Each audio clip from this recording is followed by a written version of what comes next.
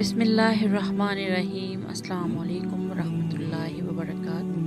अल्हम्दुलिल्लाह। आज हम सूरह बकरा की आयत नंबर 44 पढ़ने और समझने जा रहे हैं। दुआ है अल्लाह रब्बुल इज़्ज़त हमें समझकर अमल की तौफीक अता फरमाए।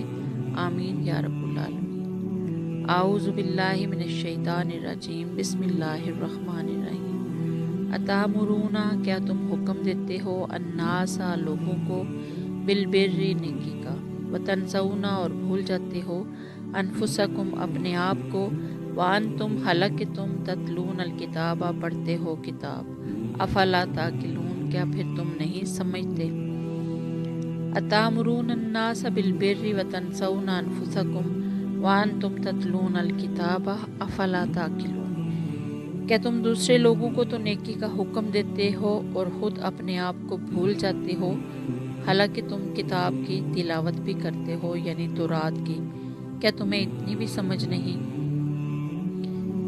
बनी इसराइल के बारे में सिलसिला कलाम जारी रखते हुए अल्लाह रब्बुल इज़्ज़त ने फरमाया कि तुम्हारे अंदर एक और बुरी सिफ्त है कि तुम लोगों को तो ईमान और भलाई का हुक्म देते हो और खुद अपने आप को भूल जाते हो, हालांकि तुम तौरात पढ़ते हो जिसमें हयानत, तर्क खैर और कौलो अमल में तजाद पर बहुत शदीद वईद आई है।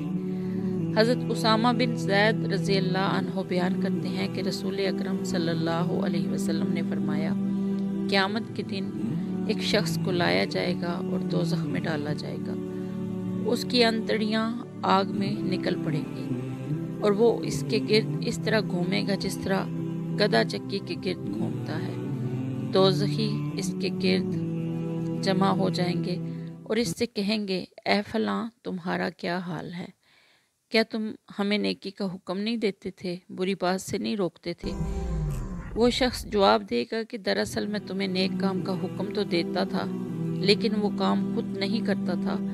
मैं तुमको बुरी बात से मना करता था, लेकिन खुद वही काम करता था।